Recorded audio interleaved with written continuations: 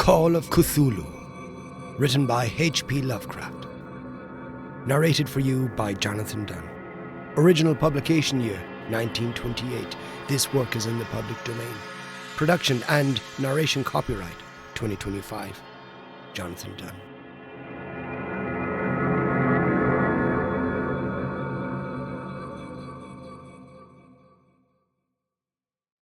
Found among the papers of the late Francis Wayland Thurston of Boston. Of such great powers or beings there may be conceivably a survival of a hugely remote period when consciousness was manifested, perhaps, in shapes and forms long since withdrawn before the tide of advancing humanity, forms of which poetry and legend alone have caught a flying memory and called them gods, monsters, mythical beings of all sorts and kinds. Algernon Blackwood. 1. The horror in clay. The most merciful thing in the world, I think, is the inability of the human mind to correlate all its contents. We live on a placid island of ignorance in the midst of black seas of infinity, and it was not meant that we should voyage far. The sciences, each straining in its own direction, have hitherto harmed us little. But some day the piecing together of disassociated knowledge will open up such terrifying vistas of reality, and of our frightful position therein, that we shall either go mad from the revelation, or flee from the deadly light into the peace and safety of a new dark age. Theosophists have guessed at the awesome grandeur of the cosmic cycle wherein our world and human race from transient incidents. They have hinted at strange survivals in terms which would freeze the blood, if not masked by a bland optimism. But it is not from them that there came the single glimpse of forbidden aeons which chills me when I think of it, and maddens me when I dream of it. That glimpse, like all dread glimpses of truth, flashed out from an accidental piecing together of separated things, in this case an old newspaper item, and the notes of a dead professor. I hope that no one else will accomplish this piecing out. Certainly, if I live, I shall never knowingly supply a link in so hideous a chain. I think that the professor, too, intended to keep silent regarding the part he knew, and that he would have destroyed his notes had not sudden death seized him. My knowledge of the thing began in the winter of 1926-27, with the death of my granduncle, George Gamble Angel, Professor Emeritus of Semitic Languages in Brown University, Providence, Rhode Island. Professor Angel was widely known as an authority on ancient inscriptions and had frequently been resorted to by the heads of prominent museums, so that his passing at the age of 92 may be recalled by many. Locally, interest was intensified by the obscurity of the cause of death. The professor had been stricken whilst returning from the Newport boat, falling suddenly, as witnesses said, after having been jostled by a nautical-looking Negro who had come from one of the queer dark courts on the precipitous hillside which formed a shortcut from the waterfront to the deceased's home in Williams Street. Physicians were unable to find any visible disorder, but concluded after perplexed debate that some obscure lesion of the heart, induced by the brisk ascent of so steep a hill by so elderly a man, was responsible for the end. At the time I saw no reason to dissent from his dictum, but latterly I am inclined to wonder, and more than wonder. As my granduncle's heir and executor, for he died a childless widower, I was expected to go over his papers with some thoroughness, and for that purpose moved his entire set of files and boxes to my quarters in Boston. Much of the material which I correlated will be later published by the American Archaeological Society, but there was one box which I found exceedingly puzzling, and which I felt much averse from showing to other eyes. It had been locked, and I did not find the key till it occurred to me to examine the personal ring which the professor carried always in his pocket.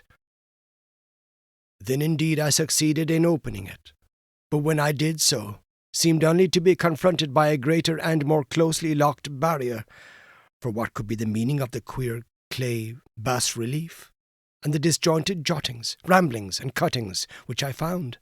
Had my uncle in his latter years become credulous of the most superficial impostures?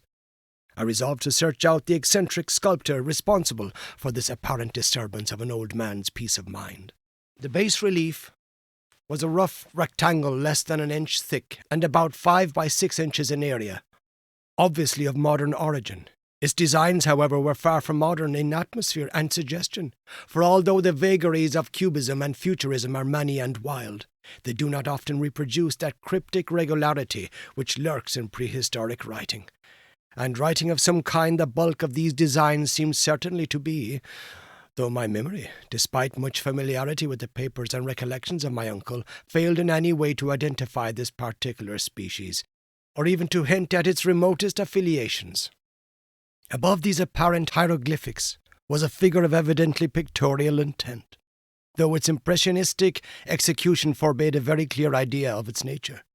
It seemed to be a sort of monster, or symbol representing a monster, of a form which only a diseased fancy could conceive. If I say that my somewhat extravagant imagination yielded simultaneous pictures of an octopus, a dragon, and a human caricature, I shall not be unfaithful to the spirit of the thing. A pulpy, tentacled head surmounted a grotesque and scaly body with rudimentary wings, but it was the general outline of the whole which made it most shockingly frightful. Behind the figure was a vague suggestion of a cyclopean architectural background. The writing accompanying this oddity was, aside from a stack of press cuttings, in Professor Angel's most recent hand, and made no pretense to literary style. What seemed to be the main document was headed Cthulhu Cult, in characters painstakingly printed to avoid the erroneous reading of a word of so unheard of. The manuscript was divided into 2 sections, the first of which was headed 1925, Dream and Dream Work of H.A. Wilcox, 7 Thomas Street, Providence, Rhode Island. And the second, Narrative of Inspector John R. Legrasse, 121 Bienville Street, New Orleans, Louisiana. At 1908, A.A.S. MTG, Notes on Same, and Prof. Webb's account.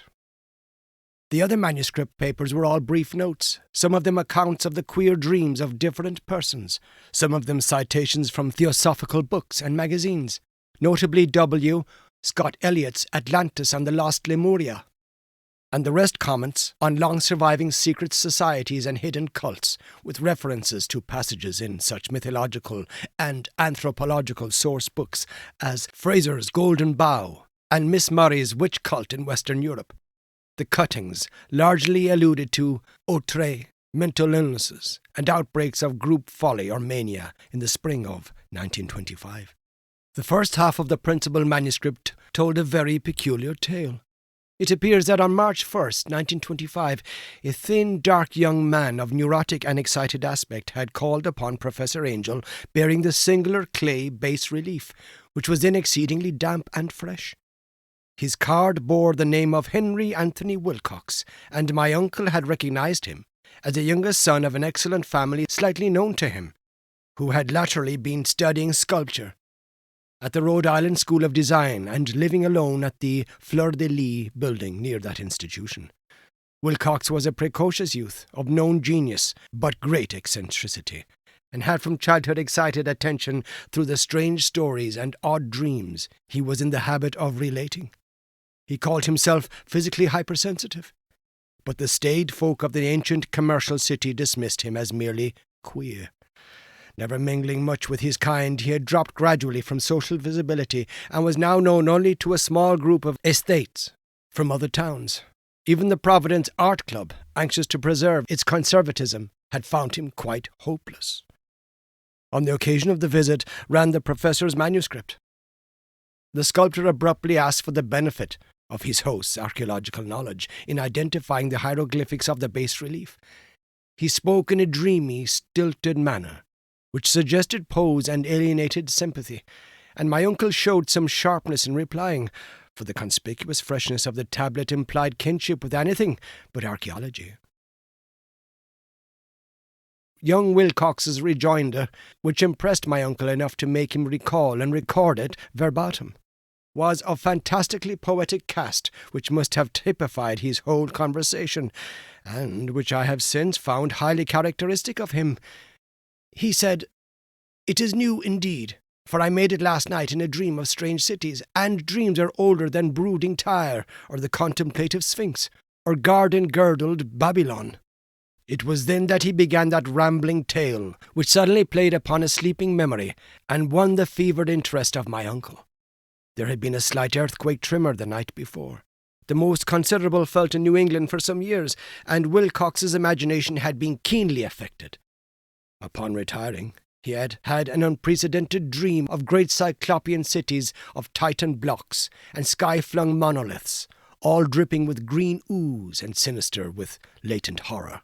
Hieroglyphics had covered the walls and pillars, and from some undetermined point below had come a voice that was not a voice, a chaotic sensation, which only fancy could transmute into sound, but which he attempted to render by the almost unpronounceable jumble of letters. Cthulhu. Ftangr. This verbal jumble was the key to the recollection which excited and disturbed Professor Angel. He questioned the sculptor with scientific minuteness, and studied with almost frantic intensity the bas relief on which the youth had found himself working. Chilled and clad only in his night clothes, when waking had stolen bewilderingly over him. My uncle blamed his old age. Wilcox afterward said for his slowness in recognizing both hieroglyphics and pictorial design. Many of his questions seemed highly out of place to his visitor, especially those which tried to connect the latter with strange cults or societies, and Wilcox could not understand the repeated promises of silence which he was offered in exchange for an admission of membership in some widespread mystical or paganly religious body. When Professor Angel became convinced that the sculptor was indeed ignorant of any cult or system of cryptic lore, he besieged his visitor with demands for future reports of dreams. This bore regular fruit, for after the first interview the manuscript records daily calls of the young man, during which he related startling fragments of nocturnal imagery whose burden was always some terrible cyclopean vista of dark and dripping stone, with a subterranean voice or intelligence, shouting monotonously in enigmatical sense-impact, uninscribable save as gibberish. The two sounds most frequently repeated are these rendered by the letters Cthulhu and Rillier. On March 23rd, the manuscript continued. Wilcox failed to appear, and inquiries at his quarters revealed that he had been stricken with an obscure sort of fever and had taken to the home of his family in Waterman Street. He had cried out in the night, arousing several other artists in the building, and had manifested since then only alternations of unconsciousness and delirium. My uncle at once telephoned the family, and from that time forward kept close watch of the case, calling often at the Thayer Street office of Dr. Toby, whom he learned to be in charge. The youth's febrile mind apparently was dwelling on strange things, and the doctor shuddered now and then as he spoke of them. They included not only a repetition of what he had formerly dreamt, but touched wildly on a gigantic thing, miles high, which walked or lumbered about. He at no time fully described this object, but occasional frantic words, as repeated by Dr. Toby, convinced the professor that it must be identical with the nameless monstrosity he had sought to depict in his dream sculpture. Reference to this object, the doctor added, was invariably a prelude to the young man's subsidence into lethargy. His temperature, oddly enough, was not greatly above normal, but his whole condition was otherwise such as to suggest true fever, rather than mental disorder. On April 2nd, at about 3 p.m., every trace of Wilcox's malady suddenly ceased. He sat upright in bed, astonished to find himself at home, and completely ignorant of what had happened in dream or reality since the night of March 22nd. Pronounced well by his physician, he returned to his quarters in 3 days, but to Professor Angel he was of no further assistance. All traces of strange dreaming had vanished with his recovery, and my uncle kept no record of his night thoughts after a week of pointless and irrelevant accounts of thoroughly usual visions. Here the first part of the manuscript ended, but references to certain of the scattered notes gave me much material for thought. So much, in fact, that only the ingrained skepticism then forming my philosophy can account for my continued distrust of the artist. The notes in question were those descriptive of the dreams of various persons covering the same period as that in which young Wilcox had had his strange visitations. My uncle, it seems, had quickly instituted a prodigiously far-flung body of inquiries amongst nearly all the friends whom he could question without impertinence, ask for nightly reports of their dreams, and the dates of any notable visions for some time past. The reception of his requests seems to have been varied, but he must, at the very least, have received more responses than any ordinary man could have handled without a secretary.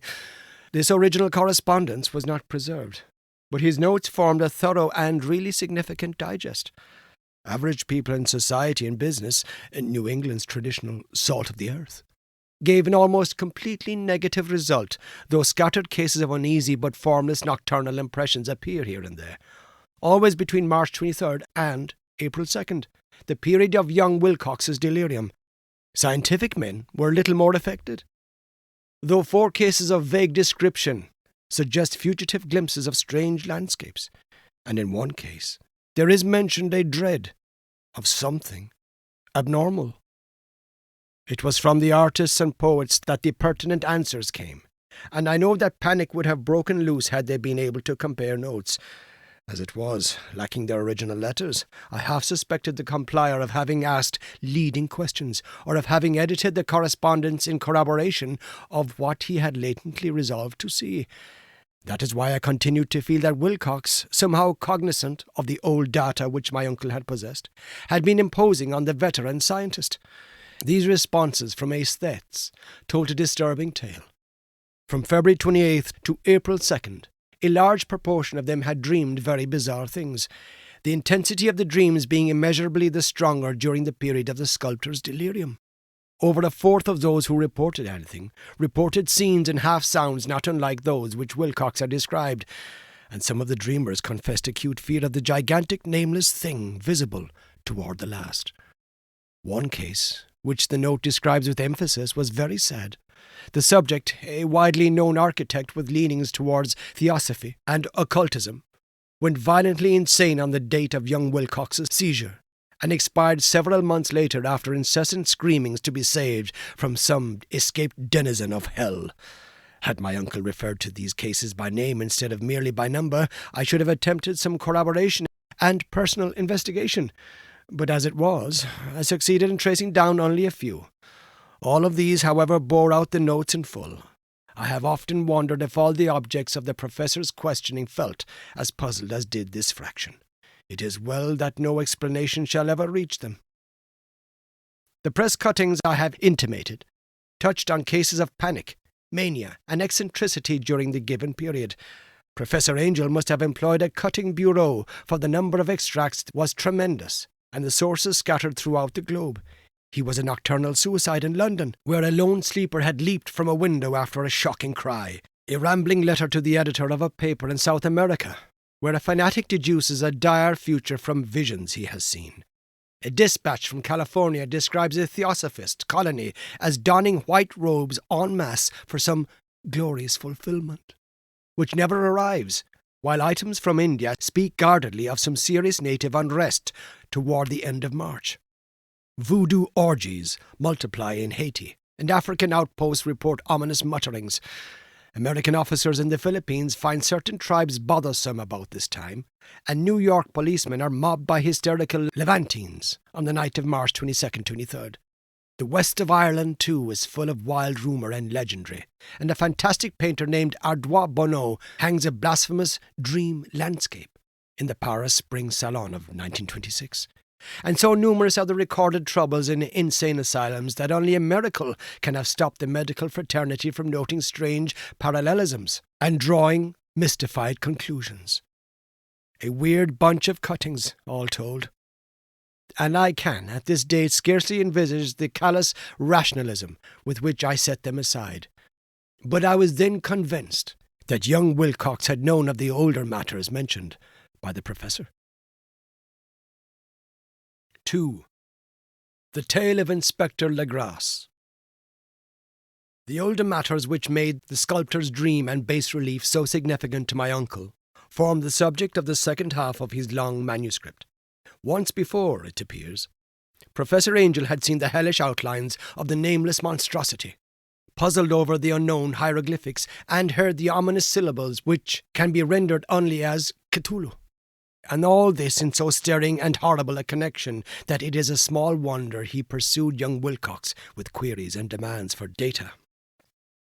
The earlier experience had come in 1908, 17 years before, when the American Archaeological Society held its annual meeting in St. Louis.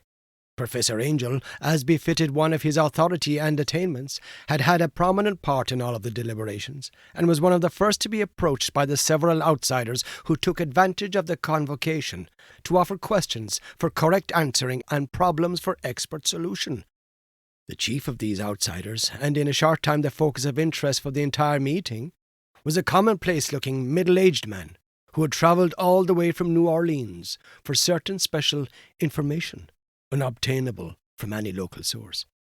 His name was John Raymond Legrasse, and he was by profession an inspector of police.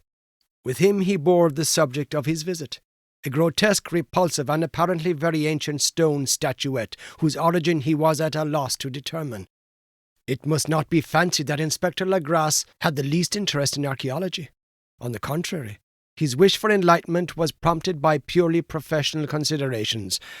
The statuette, idol, fetish, or whatever it was, had been captured some months before in the wooded swamps south of New Orleans, during a raid on a supposed voodoo meeting, and so singular and hideous were the rites connected with it that the police could not but realize that they had stumbled on a dark cult totally unknown to them, and infinitely more diabolic than even the blackest of the African voodoo circles.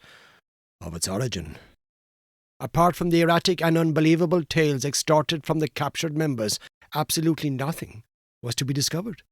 Hence the anxiety of the police for any antiquarian lore which might help them to place the frightful symbol, and through it track down the cult to its fountainhead. Inspector Legrasse was scarcely prepared for the sensation which his offering created.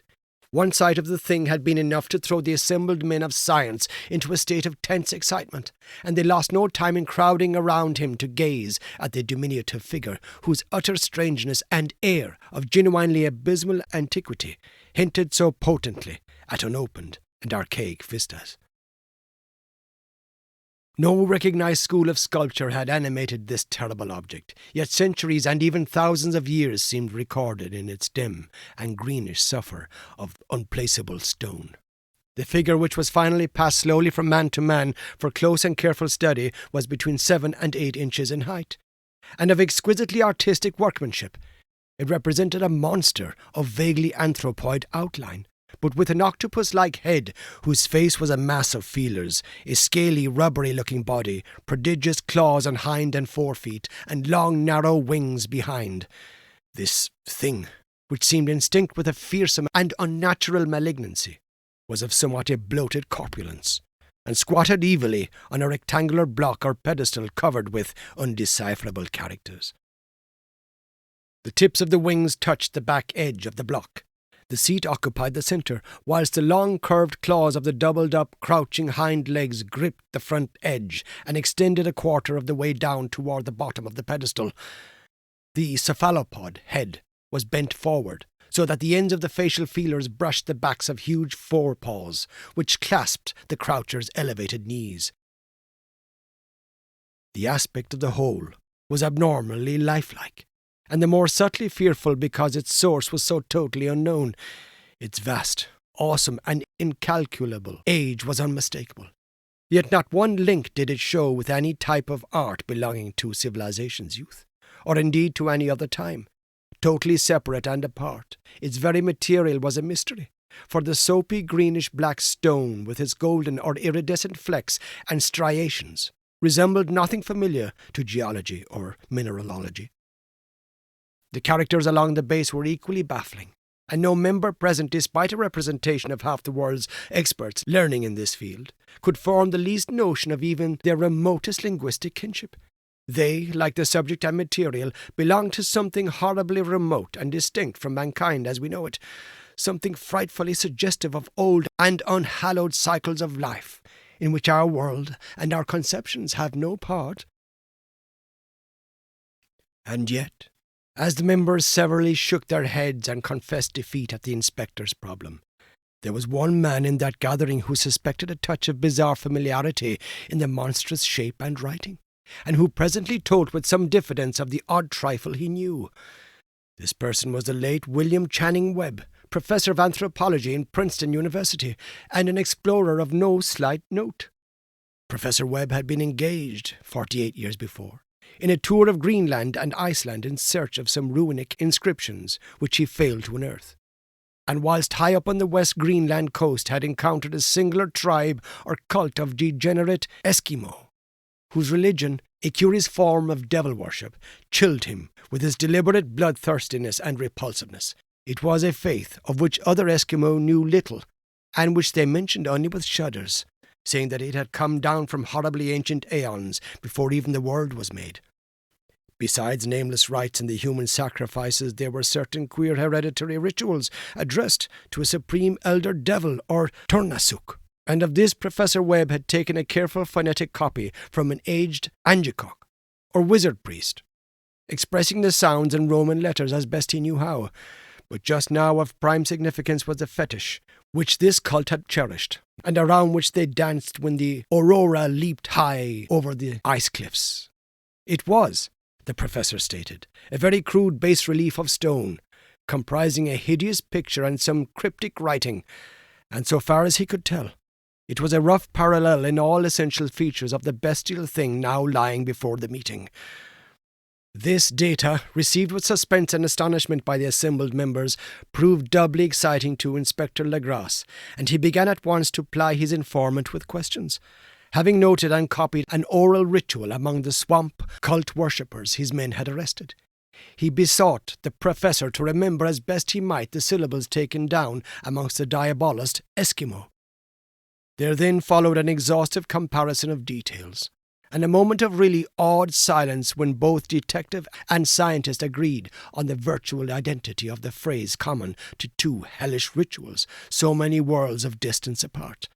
What, in substance, both the Eskimo wizards and the Louisiana swamp priests had chanted to their kindred idols was something very like this, the word divisions being guessed at from traditional breaks in the phrase as chanted aloud. Finglui, Magnafa, Cthulhu, Relay, Waganagal, Fatang. Legrasse had one point in advance of Professor Webb, for several among his mongrel prisoners had repeated to him what other celebrants had told him the words meant. This text, as given, ran something like this. In his house at Relay, dead Cthulhu waits dreaming. And now, in response to a general and urgent demand, Inspector Legrasse related as fully as possible his experience with the swamp worshippers, telling a story to which I could see my uncle attached profound significance. It savoured of the wildest dreams of mythmaker and theosophist, and disclosed an astonishing degree of cosmic imagination among such half-castes and pariahs as might be least expected to possess it. On November 1st, 1907, there had come to the New Orleans police a frantic summons from the swamp and lagoon country to the south. The squatters there, mostly primitive but good-natured descendants of Lafitte's men, were in the grip of stark terror from an unknown thing which had stolen upon them in the night. It was voodoo, apparently, but voodoo of a more terrible sort than they had ever known, and some of their women and children had disappeared since the malevolent tom-tom had begun its incessant beating far within the black, haunted woods where no dweller ventured. There were insane shouts and harrowing screams, soul-chilling chants and dancing devil flames, and, the frightened messenger added, the people could stand it no more.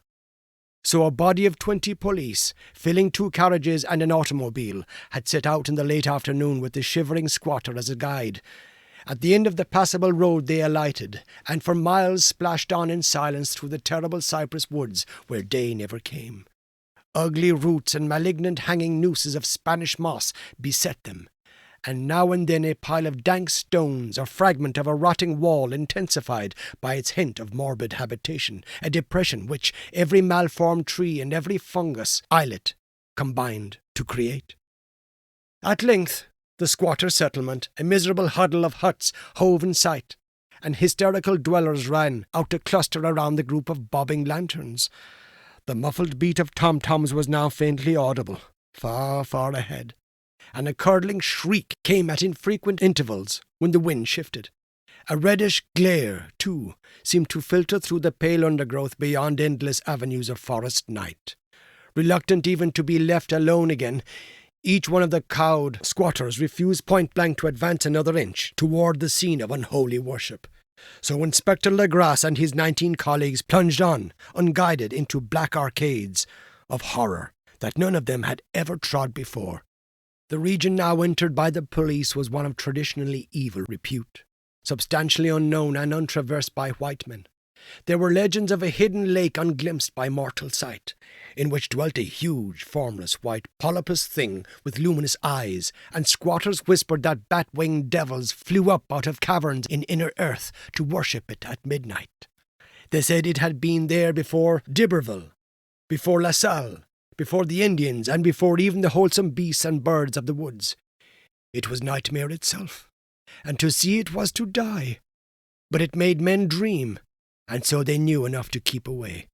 The present voodoo orgy was indeed on the merest fringe of this abhorred area, but that location was bad enough. Hence, perhaps the very place of the worship had terrified the squatters more than the shocking sounds and incidents. Only poetry or madness could do justice to the noises heard by Legras's men, as they ploughed on through the black morass toward the red glare and the muffled tom-toms. There are vocal qualities peculiar to men, and vocal qualities peculiar to beasts, and it is terrible to hear the one when the source should yield the other. Animal fury and orgiastic license here whipped themselves to demonic heights by howls and squawking ecstasies that tore and reverberated through those nighted woods like pestilential tempests from the gulfs of hell. Now and then the less organized ululations would cease, and from what seemed a well-drilled chorus of hoarse voices would rise in sing-song, chant, that hideous phrase or ritual. Finglui, Migwana, Cthulhu, Rile, Waganagal, Platang. Then the men, having reached a spot where the trees were thinner, came suddenly in sight of the spectacle itself. 4 of them reeled, 1 fainted, and 2 were shaken into a frantic cry which the mad cacophony of the orgy fortunately deadened. Legras dashed swamp water on the face of the fainting man, and all stood trembling, and nearly hypnotized with horror.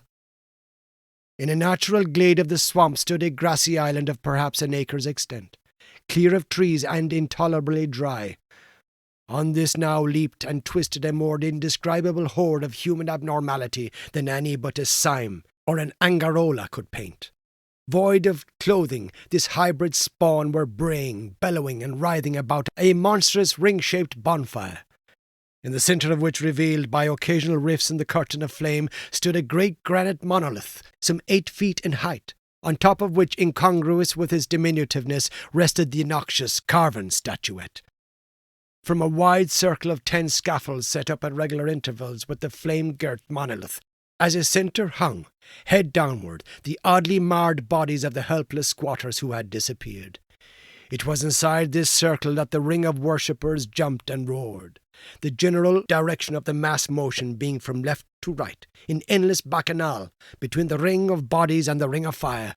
It may have been only imagination, and it may have been only echoes which induced one of the men, an excitable Spaniard, to fancy he heard antiphonal responses to the ritual from some far and unillumined spot deeper within the wood of ancient legendary and horror.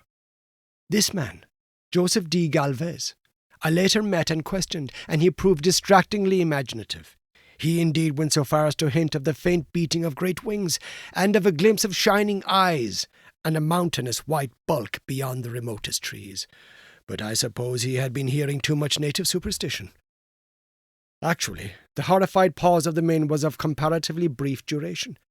Duty came first, and although there must have been nearly 100 mongrel celebrants in the throng, the police relied on their firearms and plunged determinedly into the nauseous rout. For 5 minutes the resultant din and chaos were beyond description. Wild blows were struck, shots were fired, and escapes were made. But in the end, Legras was able to count some 47 sullen prisoners, whom he forced to dress in haste and fall into line between 2 rows of policemen. 5 of the worshippers lay dead, and 2 severely wounded ones were carried away on improvised stretchers by their fellow prisoners. The image on the monolith, of course, was carefully removed and carried back by Legras. Examined at headquarters after a trip of intense strain and weariness, the prisoners all proved to be men of a very low mixed-blooded and mentally aberrant type. Most were seamen, and a sprinkling of Negroes and mulattoes, largely West Indians or Brava Portuguese from the Cape Verde Islands, gave a colouring of voodooism to the heterogeneous cult. But before many questions were asked, it became manifest that something far deeper and older than Negro fetishism was involved. Degraded and ignorant as they were, the creatures held with surprising consistency to the central idea of their loathsome faith. They worshipped, so they said, the great old ones who lived ages before there were any men, and who came to the young world out of the sky. Those old ones were gone now, inside the earth and under the sea. But their dead bodies had told their secrets in dreams to the first men who formed a cult which had never died. This was that cult. And the prisoners said that it had always existed and always would exist, hidden in distant wastes and dark places all over the world, until the time when the great priest Cthulhu, from his dark house in the mighty city of Relais, under the waters, should rise and bring the earth again beneath his sway. Some day he would call, when the stars were ready, and the secret cult would always be waiting to liberate him. Meanwhile, no more must be told. There was a secret which even torture could not extract. Mankind was not absolutely alone among the conscious things of earth, for shapes came out of the dark to visit the faithful few. But these were not the great old ones. No man had ever seen the old ones. The carven idol was great Cthulhu, but none might say whether or not the others were precisely like him. No one could read the old writing now, but things were told by word of mouth. The chanted rituals was not the secret. It was never spoken aloud, only whispered. The chant meant only this: in his house at Relais, dead Cthulhu waits, dreaming. Only 2 of the prisoners were found sane enough to be hanged, and the rest were committed to various institutions. All denied a part in the ritual murders, and averred that the killing had been done by black-winged ones, which had come to them from their immemorial meeting place in the haunted wood. But of those mysterious allies no coherent account could ever be gained. What the police did extract came mainly from an immensely aged mestizo named Castro, who claimed to have sailed to strange ports and talked with undying leaders of the cult in the mountains of China. Old Castro remembered bits of hideous legend that paled the speculations of theosophists and made man and the world seem recent and transient indeed. There had been aeons when other things ruled on the earth, and they had great cities.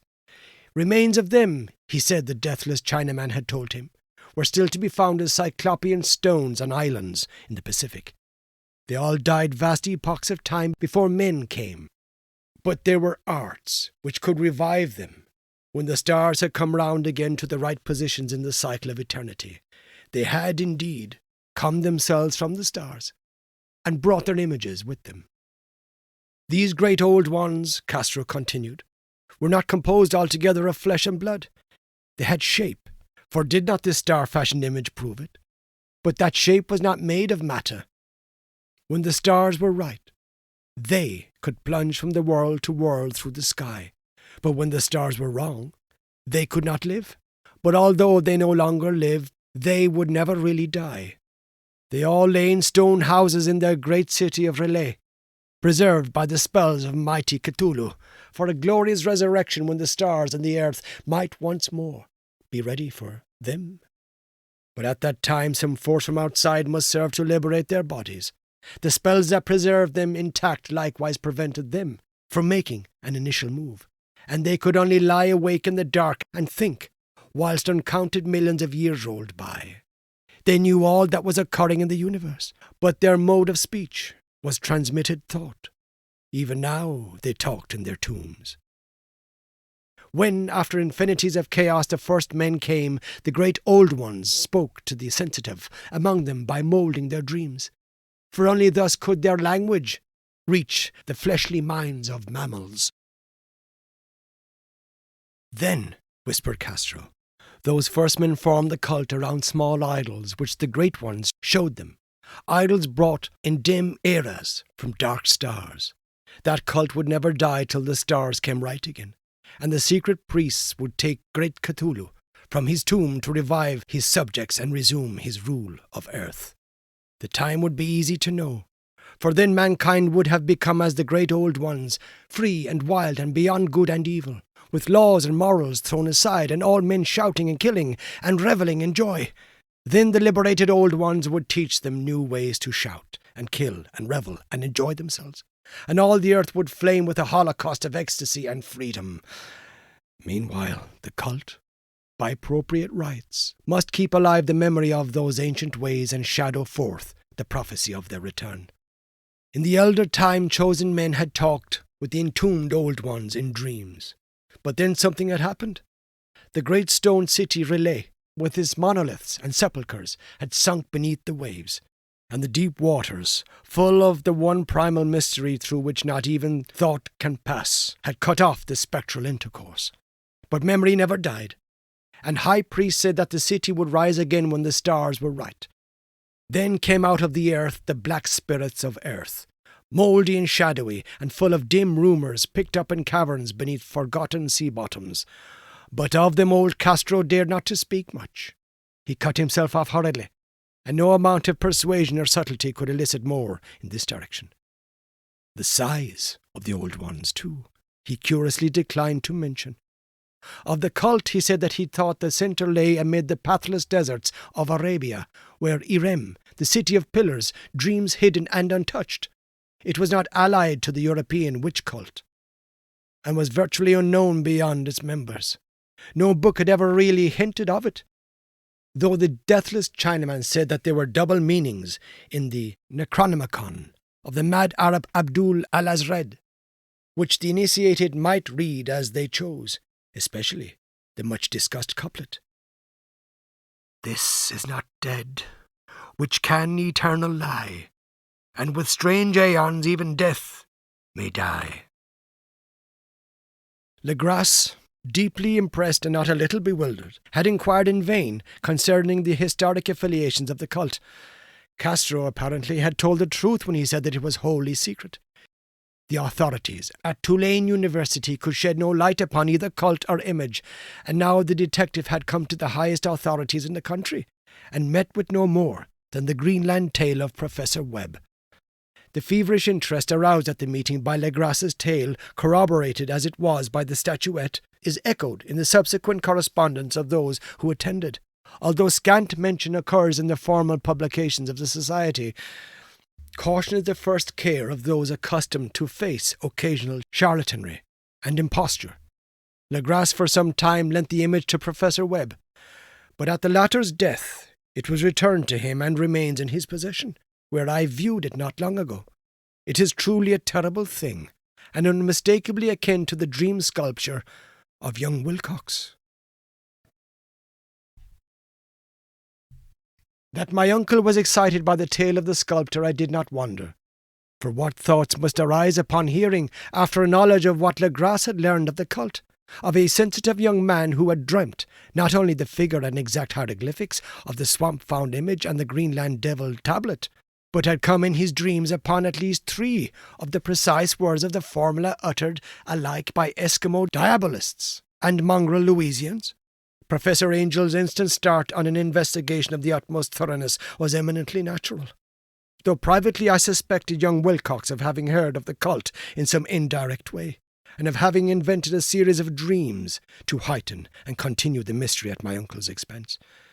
The dream narratives and cuttings collected by the professor were, of course, strong corroboration, but the rationalism of my mind and the extravagance of the whole subject led me to adopt what I thought the most sensible conclusions.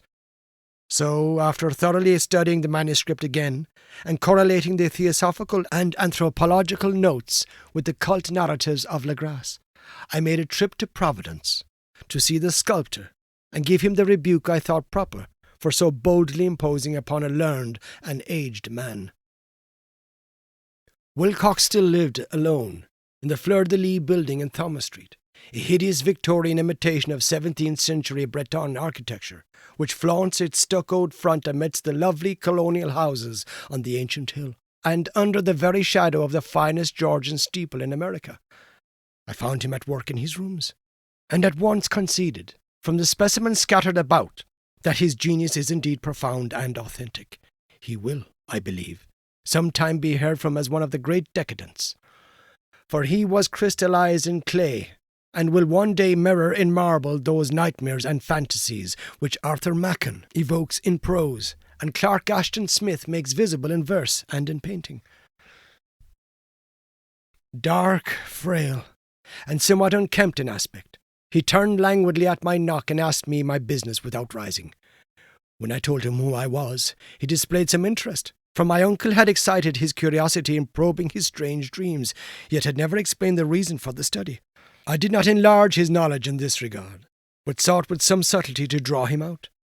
In a short time I became convinced of his absolute sincerity, for he spoke of the dreams in a manner none could mistake. They and their subconscious residuum had influenced his art profoundly, and he showed me a morbid statue whose contours almost made me shake with the potency of its black suggestion.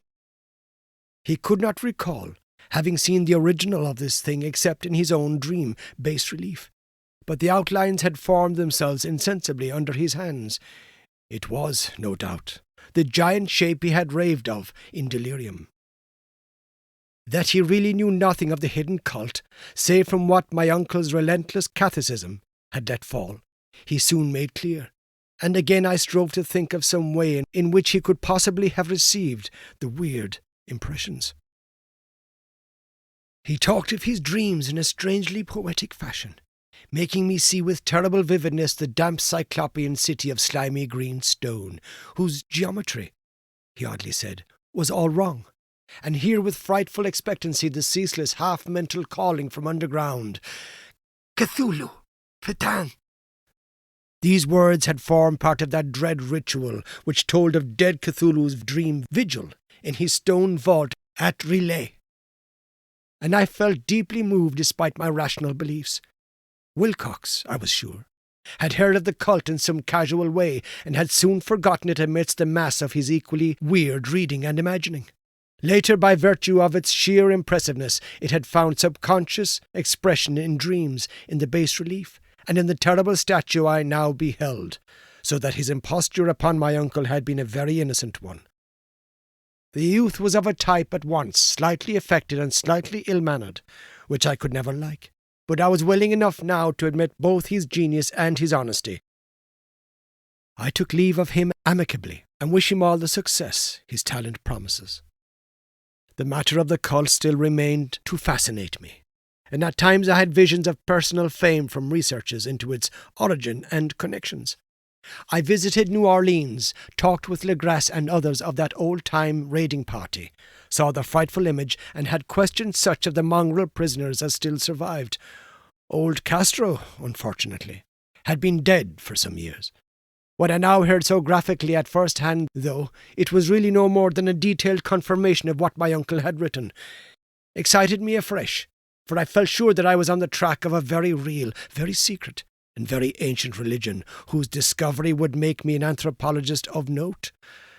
My attitude was still one of absolute materialism, as I wish it still were, and I discounted with almost inexplicable perversity the coincidence of the dream notes and odd cuttings collected by Professor Angel.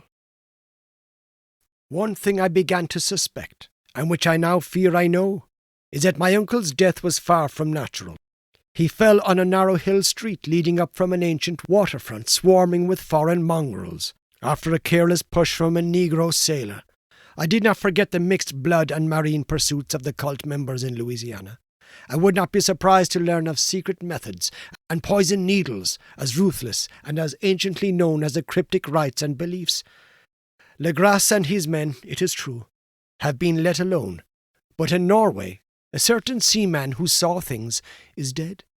Might not the deeper inquiries of my uncle after encountering the sculptor's data have come to sinister ears?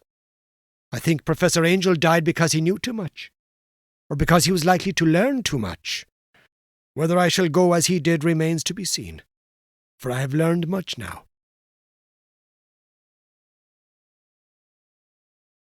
3. The madness from the sea. If heaven ever wishes to grant me a boon, it will be a total effacing of the results of a mere chance, which fixed my eye on a certain stray piece of shelf paper. It was nothing on which I could naturally have stumbled in the course of my daily round, for it was an older number of an Australian journal, the Sydney Bulletin, for April 18th, 1925. It had escaped even the cutting bureau, which had, at the time of its issuance, been avidly collecting material for my uncle's research. I had largely given over my inquiries into what Professor Angel called the Cthulhu cult, and was visiting a learned friend in Paterson, New Jersey, the curator of a local museum and a mineralogist of note. Examining one day the reserve specimens roughly cut on the storage shelves in a rear room of the museum, my eye was caught by an odd picture in one of the old papers spread beneath the stones. It was a Sydney Bulletin I have mentioned, for my friend has wide affiliations in all conceivable foreign parts, and the picture was a half-tone cut of a hideous stone image, almost identical with that which Legras had found in the swamp. Eagerly clearing the sheet of its precious contents, I scanned the item in detail, and was disappointed to find it only moderate length. What it suggested, however, was of portentous significance to my flagging quest, and I carefully tore it out for immediate action. It read as follows: Mystery derelict found at sea. Vigilant arrives with helpless armed New Zealand yacht in tow. One survivor and dead man found aboard. Tales of desperate battle and deaths at sea. Rescued seaman refuses. Particulars of strange experience. Odd idol found in his possession. Inquiry to follow. The Morrison Company's freighter Vigilant, bound from Valparaiso, arrived this morning at its wharf in Darling Harbour, having in tow the battled and disabled but heavily armed steam yacht Alert of Dunedin, New Zealand, with one living and one dead man aboard. The Vigilant left Valparaiso March 25th, and on April 2nd was driven considerably south of her course by exceptionally heavy storms and monster waves. On April 12th the derelict was sighted, and though apparently deserted, was found upon boarding to contain one survivor in a half-delirious condition, and one man who had evidently been dead for more than a week. The living man was clutching a horrible stone idol of unknown origin, about a foot in height, regarding whose nature authorities at Sydney University, the Royal Society, and the Museum in College Street all profess complete bafflement, and which the survivor says he found in the cabin of the yacht, in a small carved shrine of common pattern. This man, after recovering his senses, told an exceedingly strange story of piracy and slaughter. He is Gustaf Johansson, a Norwegian of some intelligence, and had been second mate of the two-masted schooner from Emma of Auckland, which sailed for Callao February 20th with a complement of 11 men. The Emma, he says, was delayed and thrown wildly south of her course by the great storm of March 1st, and on March 22nd, in southern latitude 49 degrees 51 minutes, western longitude 128 degrees 34 minutes, encountered the Alert, manned by a queer and evil-looking crew of Kanakas and half-castes. Being ordered peremptorily to turn back, Captain Collins refused, whereupon the strange crew began to fire savagely, and without warning, upon the schooner with a peculiarly heavy battery of brass cannon forming part of the yacht's equipment. The Emma's men showed fight, says the survivor, and though the schooner began to sink from shots beneath the waterline, they managed to heave alongside their enemy and board her, grappling with the savage crew on the yacht's deck, and being forced to kill them all, the number being slightly superior because of their particularly abhorrent and desperate though rather clumsy mode of fighting. 3 of the Emma's men, including Captain Collins and First Mate Green, were killed, and the remaining 8 under Second Mate Johansson proceeded to navigate the captured yacht, going ahead in their original direction to see if any reason for their ordering back had existed. The next day, it appears, they raised and landed on a small island, although none is known to exist in that part of the ocean, and 6 of the men somehow died ashore, though Johansson is queerly reticent about this part of his story, and speaks only of their falling into a rock chasm. Later, it seems, he and one companion boarded the yacht and tried to manage her, but were beaten about by the storm of April 2nd. From that time till his rescue on the 12th, the man remembers little, and he does not even recall when William Bryden, his companion, died. Bryden's death reveals no apparent cause and was probably due to excitement or exposure. Cable advices from Dunedin report that the Alert was well known there as an island trader and bore an evil reputation along the waterfront. It was owned by a curious group of half-castes whose frequent meetings and night trips to the woods attracted no little curiosity, and it had set sail in great haste just after the storm and earth tremors of March 1st. Our Auckland correspondent gives the Emma and her crew an excellent reputation, and Johansen is described as a sober and worthy man. The Admiralty will institute an inquiry on the whole matter beginning tomorrow, at which every effort will be made to induce Johansen to speak more freely than he has done hitherto. This was all, together with the picture of the hellish image. But what a train of ideas is started in my mind. Here were treasuries of data on the Cthulhu cult, and evidence that it had strange interests at sea as well as on land. What motive prompted the hybrid crew to order back the Emma as they sailed about with their hideous idol? What was the unknown island on which 6 of the Emma's crew had died, and about which the mate Johansen was so secretive? What had the Vice Admiralty's investigation brought out? And what was known of the noxious cult in Dunedin? And most marvellous of all, what deep and more than natural linkage of dates was this which gave a malign and now undeniable significance to the various turns of events so carefully noted by my uncle? March 1st, our February 28th, according to the international dateline. The earthquake and storm had come. From Dunedin, the Alert and her noisome crew had darted eagerly forth as if imperiously summoned.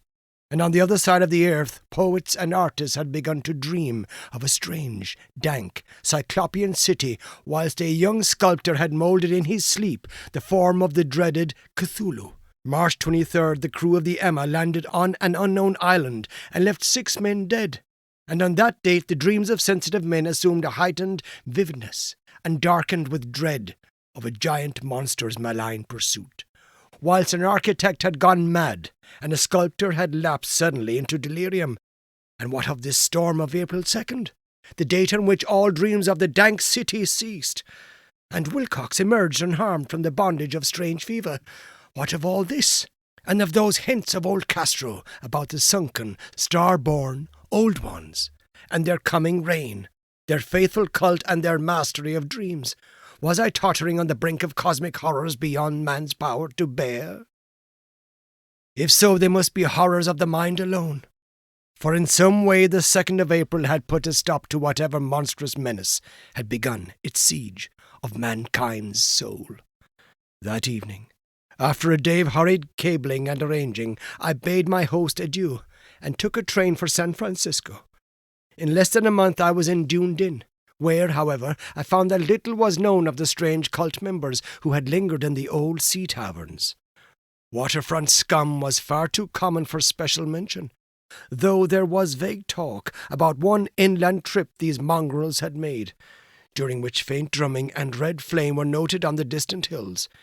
In Auckland, I learned that Johansen had returned with yellow hair turned white, after a perfunctory and inconclusive questioning at Sydney, and had thereafter sold his cottage in West Street and sailed with his wife to his old home in Oslo. Of his stirring experience he would tell his friends no more than he had told the Admiralty officials, and all they could do was to give me his Oslo address. After that I went to Sydney and talked profitlessly with seamen and members of the Vice Admiralty Court. I saw the Alert, now sold and in commercial use at Circular Quay in Sydney Cove, but gained nothing from its non-committal bulk.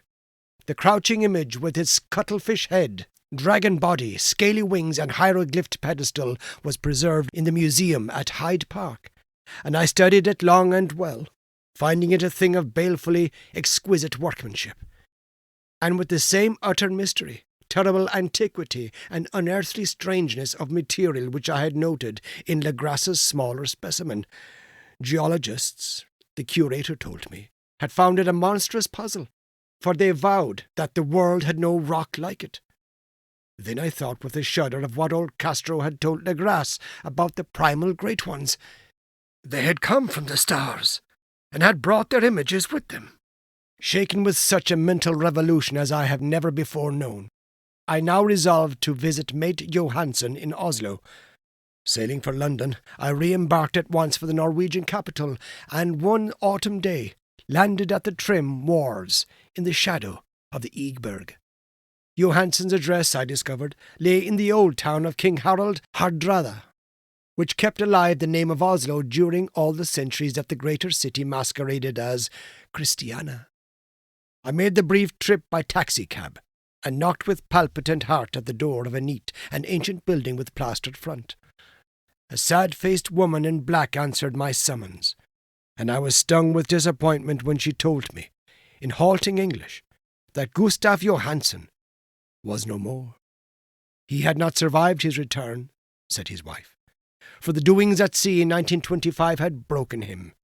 He had told her no more than he had told the public, but he had left a long manuscript of technical matters, as he said, written in English, evidently in order to safeguard her from the peril of casual perusal.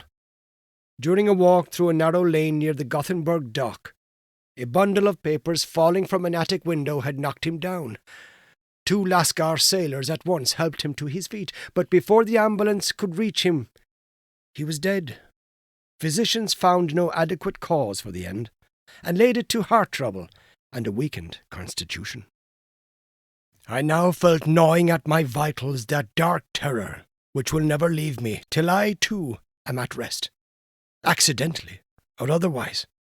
Persuading the widow that my connection with her husband's technical matters was sufficient to entitle me to his manuscript, I bore the document away and began to read it on the London boat. It was a simple, rambling thing, a naive sailor's effort at a post facto diary, and strove to recall day by day that last awful voyage. I cannot attempt to transcribe it verbatim in all its cloudiness and redundance, but I will tell its gist enough to show why the sound of the water against the vessel's sides became so unendurable to me that I stopped my ears with cotton. Johansen, thank God, did not know quite all, even though he saw the city and the thing. But I shall never sleep calmly again when I think of the horrors that lurk ceaselessly behind life in time and in space, and of those unhallowed blasphemies from elder stars which dream beneath the sea, known and favoured by a nightmare cult ready and eager to lose them on the world whenever another earthquake shall heave their monstrous stone city again to the sun and air. Johansen's voyage had begun just as he told it to the Vice-Admiralty. The Emma, in ballast, had cleared Auckland on February 20th, and had felt the full force of that earthquake-born tempest which must have heaved up from the sea bottom the horrors that filled men's dreams. Once more under control, the ship was making good progress when held up by the Alert on March 22nd, and I could feel the mate's regret as he wrote of her bombardment and sinking. Of the swarthy cult fiends on the Alert, he speaks with significant horror. There was some peculiarly abominable quality about them which made their destruction seem almost a duty, and Johansen shows ingenious wonder at the charge of ruthlessness brought against his party during the proceedings of the Court of Inquiry. Then, driven ahead by curiosity in their captured yacht under Johansen's command, the men sight a great stone pillar sticking out of the sea, and in southern latitude 47 degrees 9 minutes west, longitude 126 degrees 43 minutes, come upon a coastline of mingled mud, ooze, and weedy cyclopean masonry, which can be nothing less than the tangible substance of Earth's supreme terror, the nightmare corpse city of R'lyeh, that was built in measureless aeons behind history by the vast, loathsome shapes that seeped down from the dark stars. There lay great Cthulhu and his hordes, hidden in great slimy vaults and sending out at last, after cycles incalculable, the thoughts that spread fear to the dreams of the sensitive, and called imperiously to the faithful to come on a pilgrimage of liberation and restoration. All this Johansen did not suspect, But God knows, he soon saw enough. I suppose that only a single mountain top, the hideous monolith-crowned citadel whereon great Cthulhu was buried, actually emerged from the waters. When I think of the extent to all that may be brooding down there, I almost wish to kill myself forthwith. Johansen and his men were awed by the cosmic majesty of this dripping Babylon of elder demons, and must have guessed without guidance that it was nothing of this or of any sane planet. Awe at the unbelievable size of the greenish stone blocks, at the dizzying height of the great carven monolith, and at the stupefying identity of the colossal statues and bas-reliefs, with the queer image found in the shrine on the alert, is poignantly visible in every line of the mate's frightened description. Without knowing what futurism is like, Johansen achieved something very close to it when he spoke of the city. For instead of describing any definite structure or building, he dwells only on broad impressions of vast angles and stone surfaces, surfaces too great to belong to anything right or proper for this earth, and impious with horrible images and hieroglyphs. I mention his talk about angles because it suggests something Wilcox had told me of his awful dreams. He had said that the geometry of the dream place he saw was abnormal, non-Euclidean, and loathsomely redolent of spheres and dimensions apart from ours. Now an unlettered seaman felt the same thing whilst gazing at the terrible reality. Johansen and his men landed at a sloping mud bank on this monstrous acropolis, and clambered slipperily up over titan oozy blocks which could have been no mortal staircase. The very sun of heaven seemed distorted when viewed through the polarizing miasma, welling out from this sea-soaked perversion, and twisted menace and suspense lurked leeringly in those crazily elusive angles of carven rock, where a second glance showed concavity after the first showed convexity. Something very like fright had come over all the explorers before anything more definite than rock and ooze and weed was seen. Each would have fled had he not feared the scorn of the others, and it was only half-heartedly that they searched, vainly as it proved, for some portable souvenir to bear away. It was Rodriguez, the Portuguese, who climbed up the foot of the monolith and shouted of what he had found.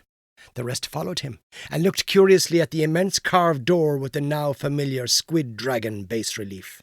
It was, Johansen said, like a great barn door, and they all felt that it was a door because of the ornate lintel, threshold, and jambs around it, though they could not decide whether it lay flat like a trap-door or slantwise like an outside cellar door. As Wilcox would have said, the geometry of the place was all wrong. One could not be sure that the sea and the ground were horizontal. Hence the relative position of everything else seemed phantasmally variable. Bryden pushed at the stone in several places without result. Then Donovan felt over it delicately around the edge, pressing each point separately as he went. He climbed interminably along the grotesque stone moulding. That is, one would call it climbing if the thing was not after all horizontal. And the men wondered how any door in the universe could be so vast. Then, very softly and slowly, the acre-great panel began to give inward at the top, and they saw that it was balanced. Donovan slid or somehow propelled himself down or along the jamb and rejoined his fellows, and everyone watched the queer recession of the monstrously carven portal. In this fantasy of prismatic distortion, it moved anonymously in a diagonal way, so that all the rules of matter and perspective seemed upset. The aperture was black with a darkness almost material.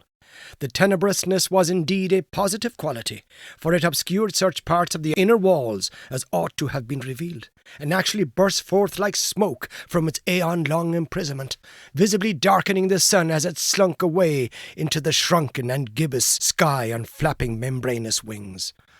The odour arising from the newly opened depths was intolerable, and at length the quick-eared Hawkins thought he heard a nasty slopping sound down there.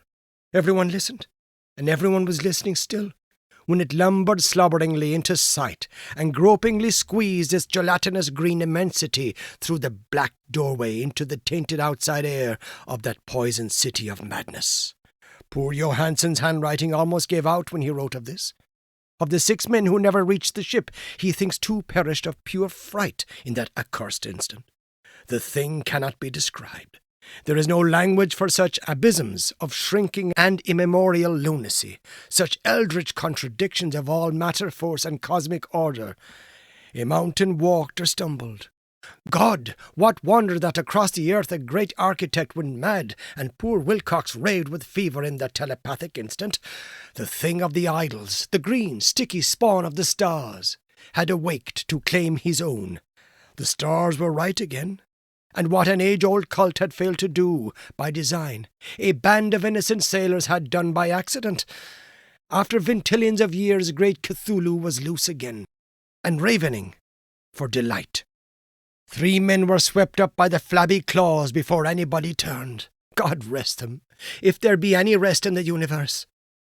They were Donovan, Guerrera, and Angstrom. Parker slipped as the other 3 were plunging frenziedly over endless vistas of green-crusted rock to the boat, and Johansen swears he was swallowed up by an angle of masonry which shouldn't have been there, an angle which was acute but behaved as if it were obtuse. So only Bryden and Johansen reached the boat, and pulled desperately for the Alert as the mountainous monstrosity flopped down the slimy stones and hesitated floundering at the edge of the water. Steam had not been suffered to go down entirely, despite the departure of all hands for the shore, and it was the work of only a few moments of feverish rushing up and down between wheel and engines to get the Alert under way. Slowly, amidst the distorted horrors of that indescribable scene, she began to churn the lethal waters, whilst on the masonry of that charnel shore that was not of earth, the Titan thing from the stars slavered and gibbered like Polypheme, cursing the fleeing ship of Odysseus. Then, bolder than the storied Cyclops, great Cthulhu slid greasily into the water and began to pursue with vast, wave-raising strokes of cosmic potency. Bryden looked back and went mad, laughing shrilly as he kept on laughing at intervals till death found him in one night in the cabin, whilst Johansen was wandering deliriously. But Johansen had not given out yet, knowing that the thing could surely overtake the Alert until steam was fully up. He resolved on a desperate chance, and, setting the engine for full speed, ran lightning-like on deck and reversed the wheel. There was a mighty eddying and foaming in the noisome brine, and as the steam mounted higher and higher, the brave Norwegian drove his vessel head-on against the pursuing jelly, which rose above the unclean froth like the stern of a demon galleon. The awful squid head, with writhing feelers, came nearly up to the bowsprit of the sturdy yacht, but Johansen drove on relentlessly. There was a bursting as of an exploding bladder, a slushy nastiness as of a cloven sunfish, a stench as of 1,000 opened graves, and a sound that the chronicler would not put on paper. For an instant the ship was befouled by an acrid and blinding green cloud, and then there was only a venomous seething astern, where, God in heaven, the scattered plasticity of that nameless sky spawn was nebulously recombining in its hateful original form, whilst its distance widened every second as the Alert gained impetus from its mounting steam. That was all. After that, Johansen only brooded over the idol in the cabin and attended to a few matters of food for himself and the laughing maniac by his side. He did not try to navigate after the first bold flight, for the reaction had taken something out of his soul. Then came the storm of April 2nd, and a gathering of the clouds about his consciousness.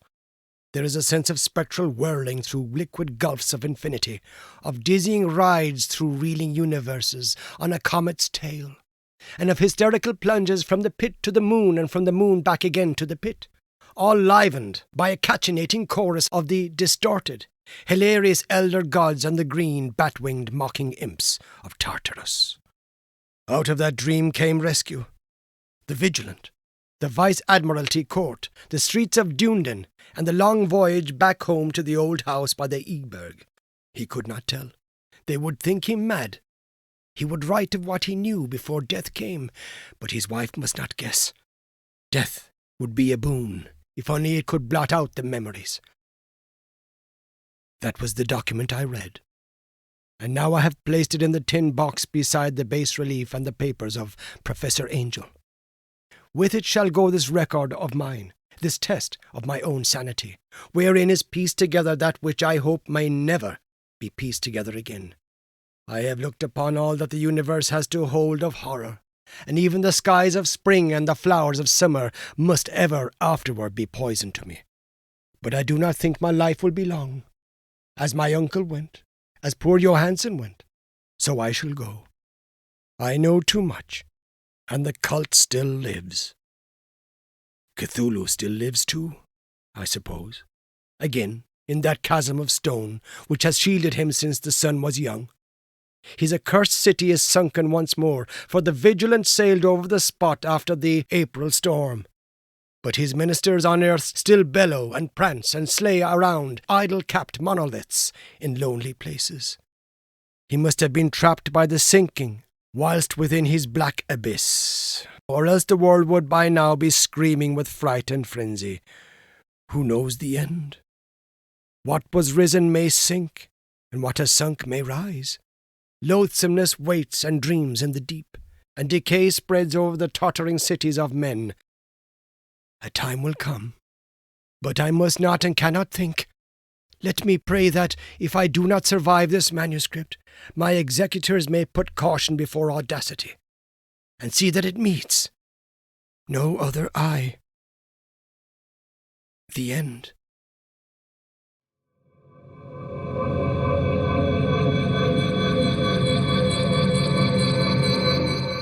This has been The Call of Cthulhu, written by H.P. Lovecraft.